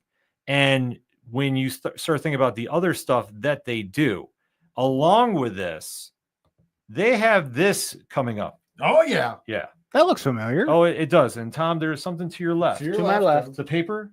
The paper. Yes. Paper. Yes. This paper. Please hand that off. Oh! Look at that. Yes. So there is something to read with this as well, because this is from our good friends at Solus Games. And they just want to do the announcements. Oh, it's just the announcements. Yeah. All right, I got this. And I'm holding. Hopefully, you guys can see this. All right. So the timeline. So if you would like to get in on the Massiverse card game, which trust me, you do, it's going to be releasing on sale at Gen Con on July 30th. It'll also be available on their web store by August 30th. So you can get it at Gen Con early. Yeah. There is also early packs. And then August 30th, online play launches through boardgamearena.com. So if you are into playing games digitally, that will be available on August 30th. And it will hit the retail store on August 15th. So Gen Con on the 30th. Yep. So right around the corner. Then August 30th on the web store. August 30th also in digital form on boardgamearena.com. And last but not least, October 15th, you will be able to get your hands on the packs for the Massiverse game. This is a great game. Yeah. I know that we've been privy to have this. I know we have to have Diesel look at it and get the break it down and probably break the game. Because let's be honest, if anybody's going to break the game and become probably Diesel. the pro player of all of us, it's going to be Diesel. But the art on the cards is phenomenal. The quality is amazing, and it's super fun. And get it now. If you are at Gen Con, get your copies. If not, mark August 30th on your calendar. Order on the web store. If you want to support the retailers, of course, and always support the retailers, the 15th of October.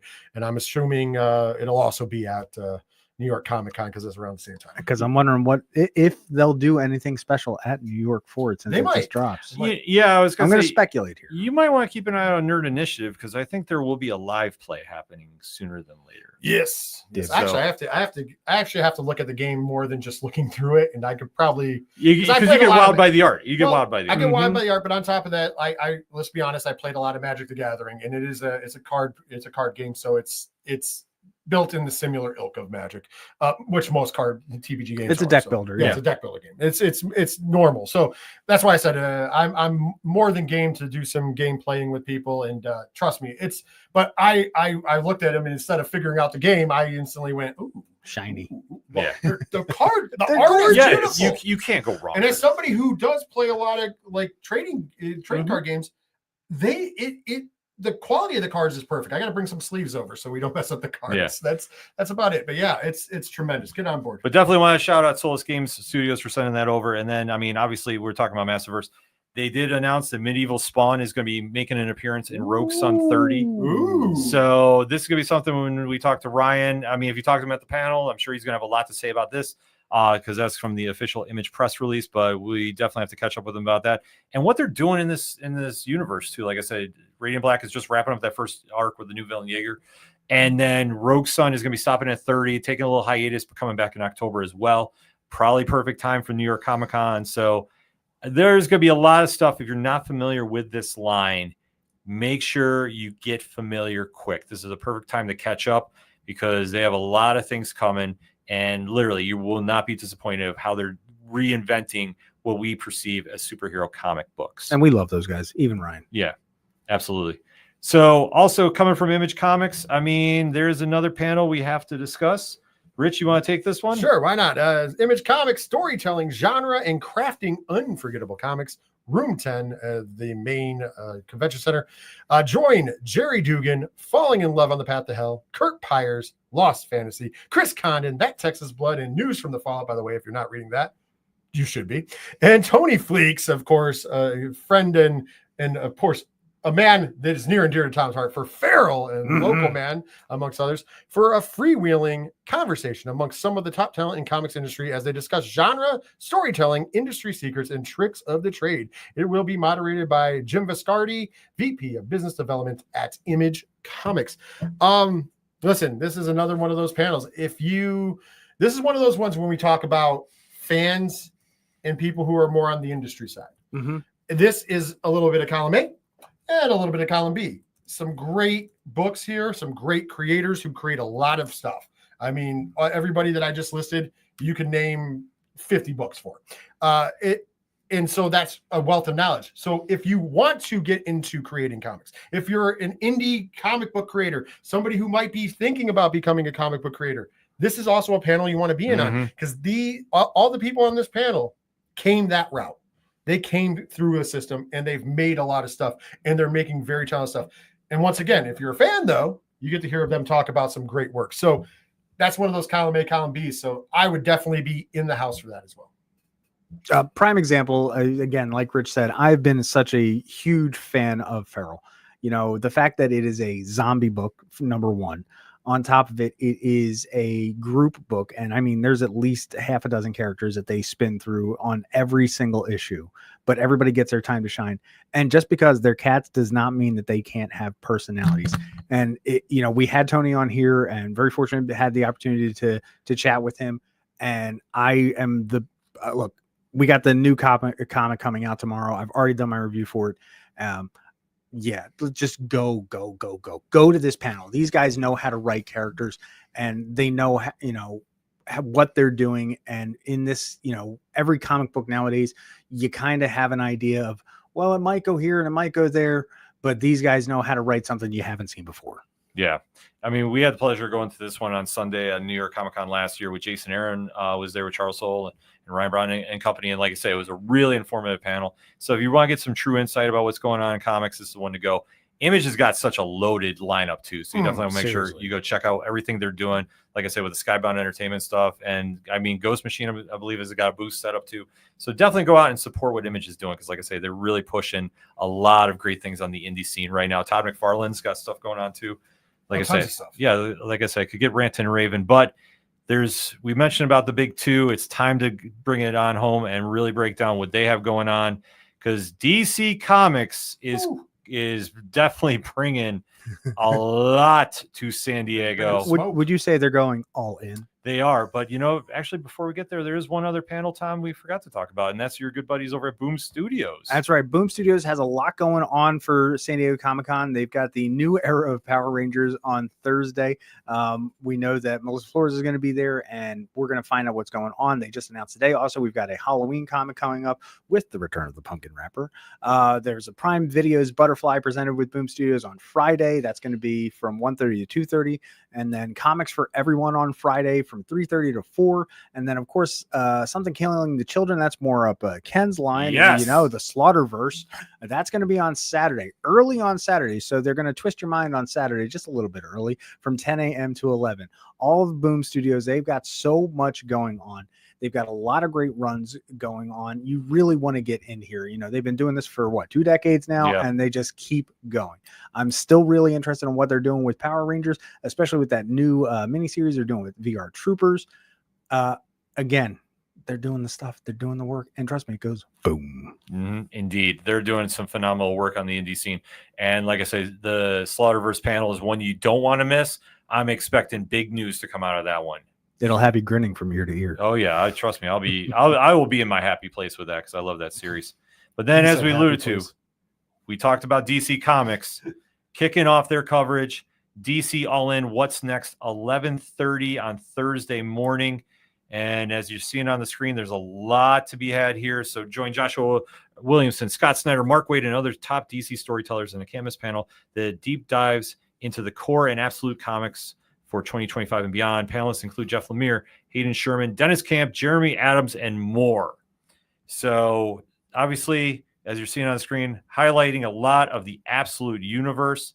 And with the Absolute Universe, that's Absolute Evil, the cover in the center. We have Absolute Catwoman on the left. And then one of the best books on the shelves, bar none. If you're not reading Absolute Martian Manhunter, I don't know what you're doing. This has really revolutionized how you look at the legendary DC hero. And trust me, they're going to have a lot of information going on with that. So something to keep in mind of as we're going into, I mean, the Absolute Universe, DC Comics, absolutely crushing it right now. But next up, Rich, we got to talk about an animated short a little Batman. bit. Mm-hmm. Got some Batman. 3:30 to 4:30 p.m. Batman Aztec Choca de Empresarios. It's going to be from Warner Brothers Animation Panel, so it is a Warner Brothers Animation movie. It's going to be in room 6 BCF. Let's read the release. A look at the highly anticipated animated movie Batman Aztec Choca de Empresarios. Join members of the cast and the creative team as they share footage and provide an inside look at how they are bringing the world of Batman into captivating history and culture of Mesoamerica. Batman Aztec Choca de Empresarios is an original animated feature-length film that places the iconic DC superhero against the backdrop of the captivating history of Mexico and immerses fans around the world in the exciting culture of Mesoamerica. In the time of the Aztec Empire, Yohali Kotel, a young Aztec boy, experiences tragedy when his father and village leader Tolokatzin is murdered by Spanish conquistadors. Yohali escapes to Tenochtitlan to warn King Montezuma and his high priest Yoka of the imminent danger. Using the bat god Tezun's temple as a lair, Yohali trains with his mentor and assistant Actizin, developing equipment and weaponry to confront the Spaniard invasion and to protect Montezuma's temple and avenge his father's death. Like I said, it is produced by Warner Brothers Animation, Anime Shortron, and of course, it is a crowd film based on characters from DC. Yeah, so obviously, Tom, DC Animation, what can you talk about that? I love DC Animation. I like the fact that I'll be the first one to say it. I'm glad we're out of the Tomorrowverse and they're finally getting back to, the stuff that we've seen before that.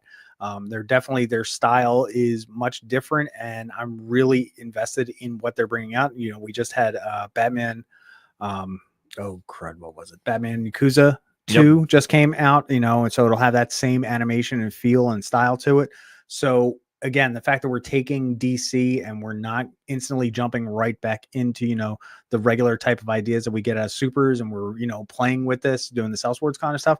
I'm interested in highly anticipating how this is just going to go gangbusters. Yeah, this is going to be something to truly keep an eye on for. I love Batman Ninja and the Yakuza League and everything they've been doing with that franchise. Definitely can't wait to check that out. Or check out the new project, should I say. Mm-hmm. Then obviously we're going into the land of Metropolis. Obviously Superman is definitely doing his thing at the movies, but in the comics world, it's absolutely tearing it up right now. DC Comics Metropolis and beyond. So 11:15 on Saturday morning. And this panel, join a legion of celebrated DC comic book creators for this fun panel to discuss Superman.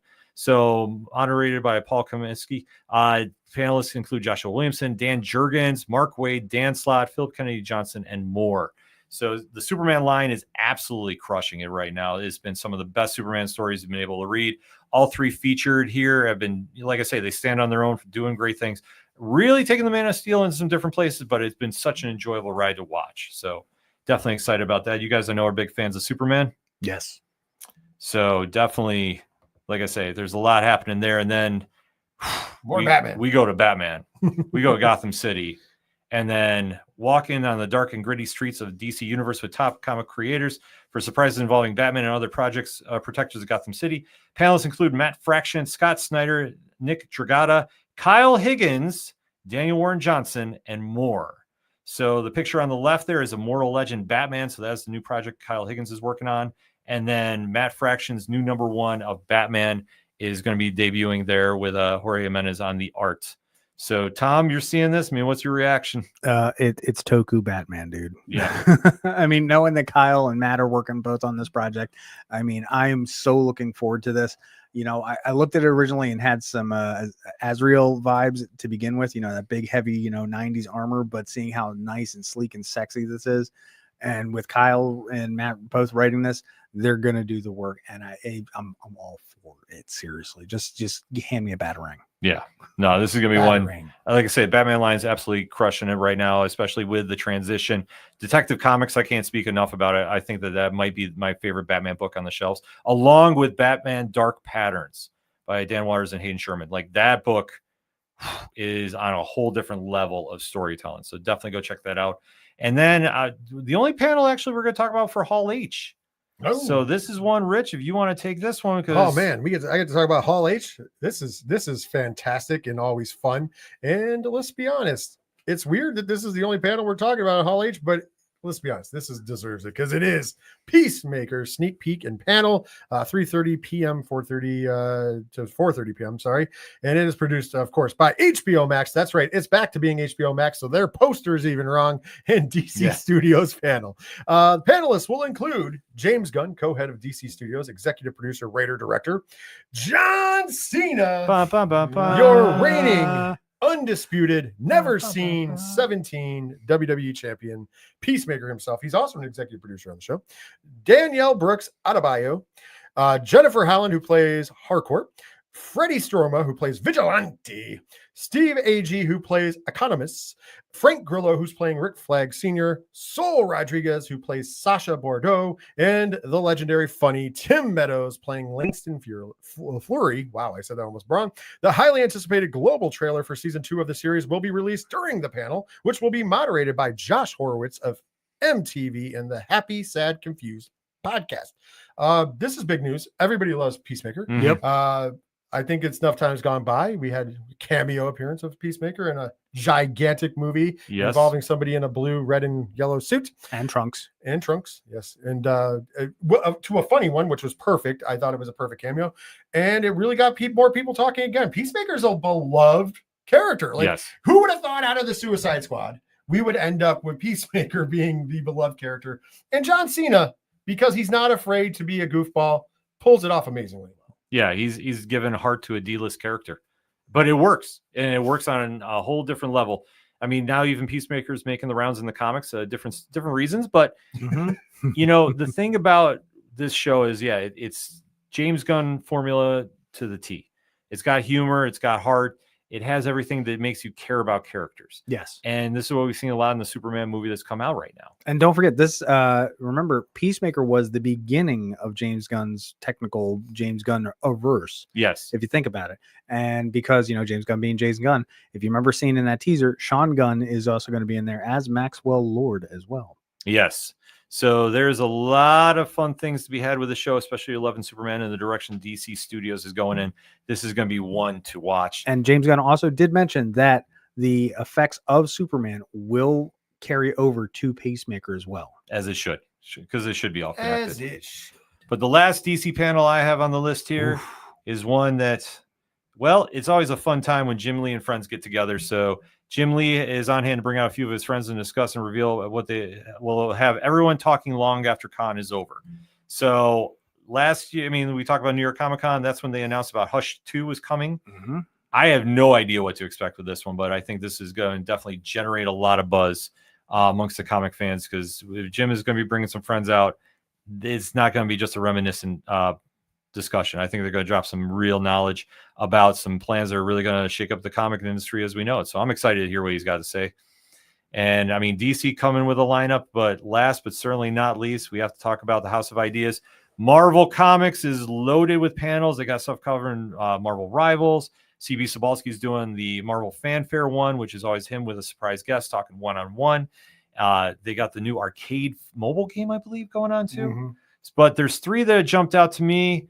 And Rich, I'll let you take the first one here, because we're talking X-Men at 1:45 on Thursday.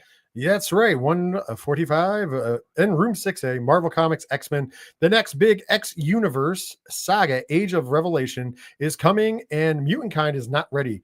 The X-Men have risen from the ashes, but what is the disastrous threat that lies in their future? Find out as Editor-in-Chief CB Sobalski, conductor of X Tom Brevard, and lineup of uncanny talent, including David Marquez and Ryan North, shed light on the Clematis? Clematis? New epic Calamitous. Calamitous. Wow, that's a weird choice. That was a weird choice. Calamitous new epic with first looks reveals insight on the titles leading into the event and more. Plus attendees who stay until the end. Remember, that's a big thing. Yes. Always stay until the end. Will receive an exclusive giveaway comic book, and I'm assuming it will be exquisite. I think it could be. It won't be exquisite corpses. No, it will be. But I wanted to find a word with X. Yes. I didn't want to say extreme because I think that's been over. It'll be extraordinary. Extraordinary, or do you say extraordinary? It depends. But there's context. It'll be something going on because obviously with the Age of Revelation taking place and coming with that storyline, this is going to be a little fun time twist that's going to be going on. They've been announced a lot of what the books are going to be released, changing names and changing characters. And it's always a fun time when the X-Men do stuff like this. I always think it's very fun because I mean, the Age of Apocalypse, the first one of my favorite storylines of all time. Absolutely. Yeah. What they did with that was really just had fun. And especially with how the X-Men and even that time in the 90s, everything's supposed to be so gritty and, anti-hero. Yeah. This was a nice break to get back to basics and just have fun with comics. And they really did a great job with this. I'm fully expecting big things happening here. The X-Men line, since coming out of the Kirkman era, has been, very, very solid. I would say 3 books that jump out to me are Uncanny X-Men, Storm, and Phoenix. I think that's like my top 3 of the X-Men line. And they every time they come out, you got to go get those books. They're just fantastic. But we have to talk about probably the panel for Marvel of the weekend. It is always their Comic Hall H moment. So, Tom, you want to talk about Marvel next big thing? I get the next big thing. Wow, I'm giving it. I thought he was going to keep it for himself. That's why. Seriously, so did I. But this is it, folks. The biggest comic panel of the weekend. Join Editor-in-Chief CB Cebulski, VP and Executive Editor Tom Brevoort, Ultimate Editor Will Moss, and a lineup of superstar creators, including Jonathan Hickman, Ryan North, Stephanie Phillips, as they give fans a glimpse into the future of the Marvel Universe, including announcements for upcoming series and storylines that will have the whole industry talking. Plus, you're going to want to hang around again for the special giveaway comic at the end of the show. Wow. Yeah. Wow.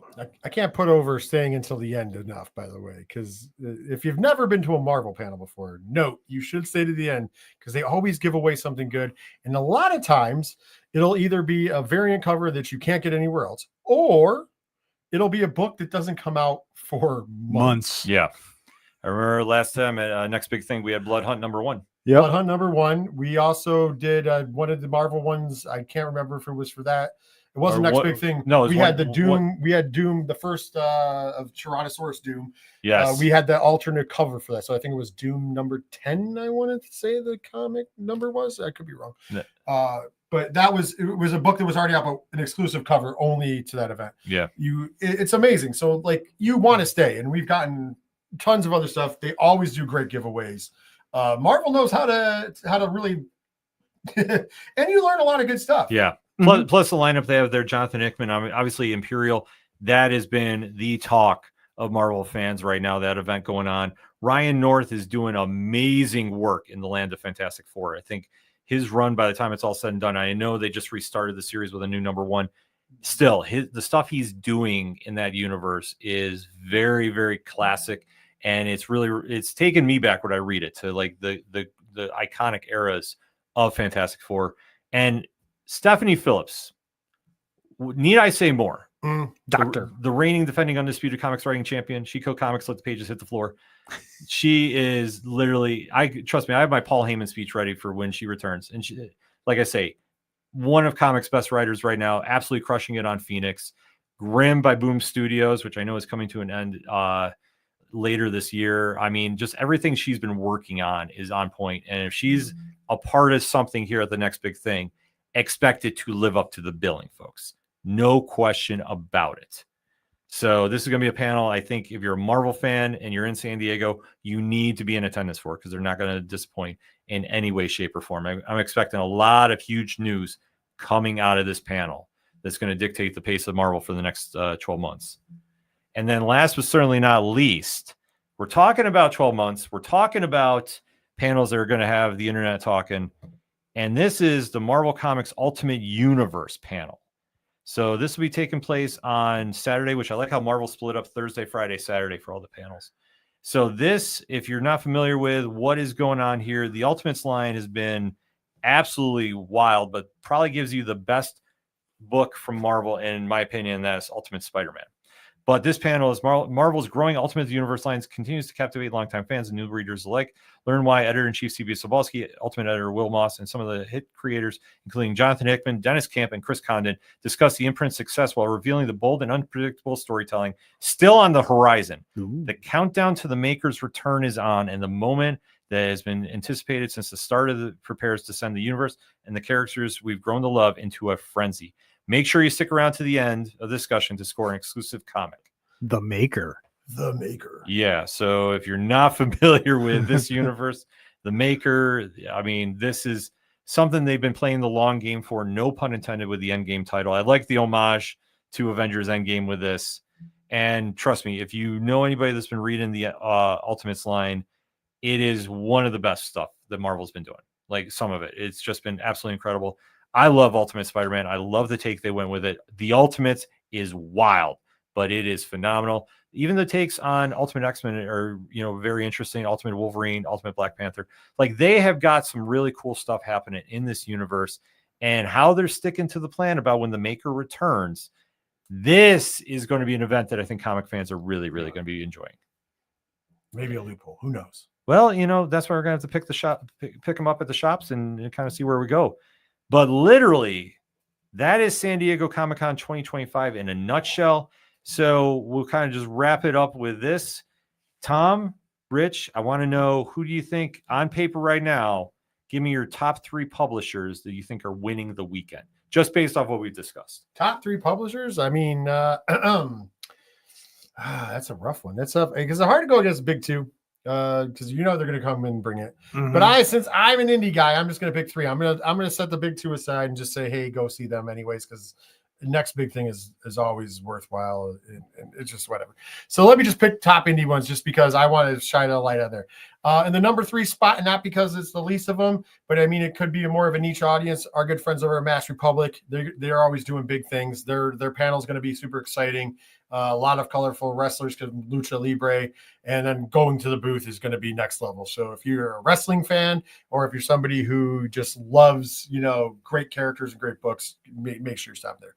Number 2 spot, man, this is a tough one, because there's a lot of great things going on, but I am actually going to pick IDW Publishing, mixture of Godzilla and the Dark line.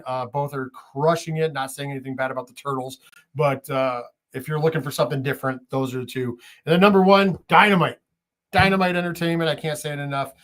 Space Ghost Annual drops tomorrow as we are live tonight. And trust me, if you are not reading Space Ghost, you should be, along with Thundercats. And I mean, we could go down the list, but that's my top 3, because I'm picking nothing but indies. All right, Tom. Dynamite. Okay. Mad Cave. Ooh. Okay. Image. Ooh, I like it. Solid picks right there. For me, it's tough, because, like I say, this is actually a very, very stacked lineup for comics. And let me put a comma on that.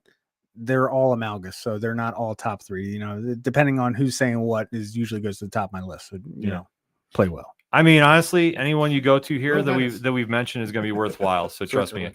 But if I have to choose, like I say, I think Skybound's really got some cool stuff lined up. The Energon universe, and plus Robert Kirkman, if they're talking big announcements, they're going to deliver. Mm-hmm. Excluding the big 2, obviously, from this one. Image Comics is loaded, and then I got like a 3-way tie, because I Mass Republic, I can't stress enough. Everybody needs to go check out. Everybody needs to go check out what they're doing there. IDW is loaded, and that is a stacked lineup of panels they have going on too. And then Boom Studios. I think you picked the dark horse. Yeah, I mean, dark horse. Well, we love Dark Horse. Well, see, like I say, Dark Horse has a solid lineup too. Like, it's tough. Like, it really is tough.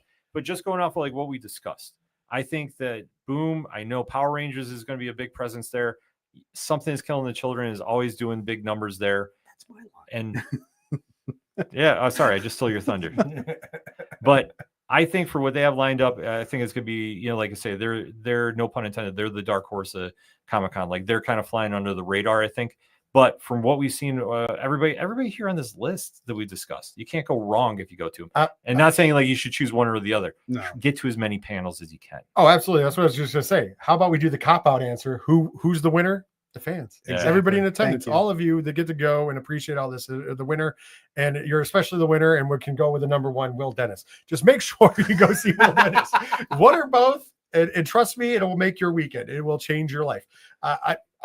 I'm just telling you, it will. It just happens that way. But no, seriously, I think that this is a stacked card for San Diego. It might not be as sexy on paper as we've seen some of the shows in the past. I know that there is some criticism on that. But once again, there's a reason behind that. DC already just hit their super home run with Superman. Marvel at the same weekend is coming out with their next big hit in Fantastic Four First Steps. I'm assuming we'll still get some crossover there as well. But the nice part about this is a perfect time to go investigate other things. We didn't mention a lot. Kevin Smith, of course, is back.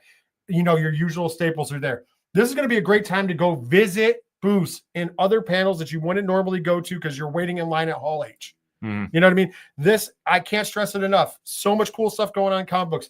There's a lot of great stuff I know going on in the realm of collectibles. Yep, I know you guys will be talking about it next Monday when everything gets announced and launched, but there's a lot of stuff out there that we know is coming out, especially because of friends that we know are going to be there. Go check out those friends. Go check out all of those places. Trust me, enjoy the con. Yeah. Because the fans are the biggest winner here, because I think the nice part about Hall H not being loaded to the gills as normal is you ain't waiting in line for Hall H. Yep. And I think it's a great time to get familiar with the great world of comics. Like you said, we've given you an extra sized edition of Turn a Page tonight because there's so many great companies to go check out and support. And I think the easiest thing we can do is to leave you with is go enjoy the con this weekend. If you're watching at home, obviously shout out about the news that is making you excited to go to the comic shops and go pick it up. If you're at the event, and I can't stress this enough, be respectful to everybody there. Thank you. The workers are there volunteering to help you out and make sure you have a good time. Be kind to them. Kindness is the new punk rock for a reason, folks. So you want to make sure you're doing that at the building and online, because there's going to be just the wave of excitement that we need of positive vibes talking comics. Don't ruin it over some petty nonsense. Be respectful, be amazing, and be comic fans.